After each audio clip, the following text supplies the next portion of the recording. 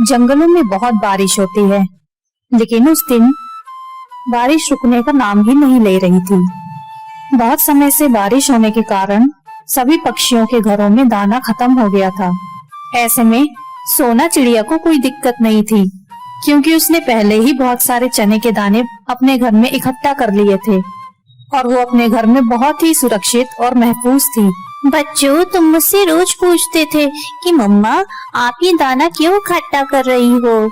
अब देखा तुमने, कई दिनों से बारिश तो रुकने का नाम ही नहीं ले रही है, लेकिन हमारे घर में कम से कम हमारे पास इतने दाने हैं कि हम लोग बारिश के दिनों को आराम से निकाल सकते हैं। हम लोग को जिंदा रहने के लिए बहुत मेहनत करनी पड़ती है। अच्छे दिनों में बुरे दिनों का हमें ख्याल रखना होता है। मैंने ये सब कुछ अपने बड़े लोगों से सीखा है और अब तुम्हें ये मुझसे सीखना होगा।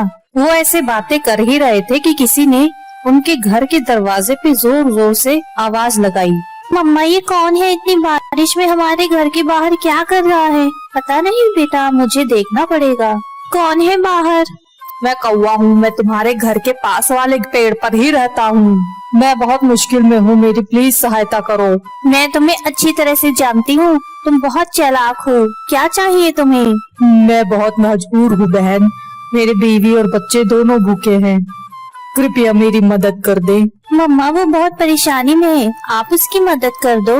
मैं देखती हूँ ना।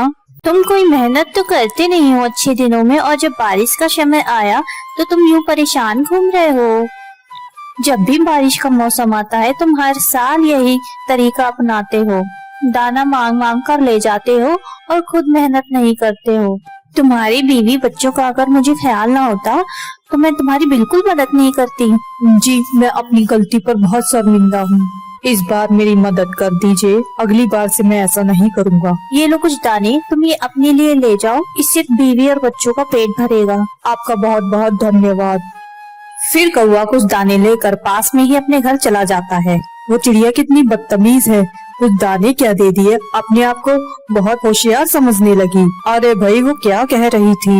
यही कह रही थी कि तुम काम नहीं करते, अच्छे दिनों में बुरे दिन का ख्याल नहीं रखते।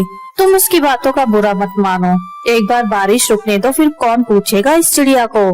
फिर वो दाना खाकर सो जाते हैं। अगले दिन कौवा फिर परेशान था कि रात तो गुजर गई, आज क्या खाएंगे। सारा दिन ऐसे ही गुजर गया और बारिश लगातार होती रही। थोड़ी ही देर में शाम हो गई और कौवे के बच्चे फिर से खाना मांगने लगे। आप फिर से जाइए चिड़िया के पास, शायद वो हमारी फिर से मदद कर दे और कुछ दाने भी दे दे हमें खाने के लिए, ताकि हम भूखे ना सोएं। नहीं नहीं, मैं वापस उसके पास नहीं जाऊंगा, मुझसे नहीं सुने जाते उसके लेक्चर। तो फिर आप क्या करोगे?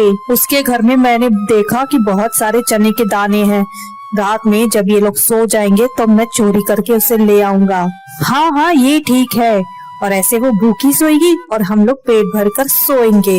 और कौवा रात होने का इंतजार करने लगता है। लगता है चिड़िया सो गई है, अब तुम्हें जाना चाहिए। हाँ हाँ, मैं जाता हूँ। वो धीरे से खिड़की में आकर चिड़िया के घर में घुस जाता है। चने के दानों का उसे पहले से ही पता होता है और वो जाते ही चने के दानों को चुराने लगता है। ऐसे ही जब वो चने के दाने चुरा रहा होता है तो अनजाने में उसकी पूंछ मोमबत्ती के आग में लग जाती है, जिससे उसके पूरे शरीर में आग फैल जाती है और कौवा शोर मचाने लगता है, बचाओ बचाओ, आग आग। इससे चिड़िया की आँख खुल जाती है और वो जल्दी से कौवे की पूंछ में लगी आग को बुझा देती है। कौवे के पास शर्मिंदगी के अलावा कुछ नहीं था, लेकिन चिड़िया फिर भी कौवे को चने के दाने दे देती है। ये तुम्हारे और तुम्हारे बच्चों के लिए कुछ दाने हैं, और हाँ, घर जाके अपने जख्म पे मरहम पट्टी कर लेना।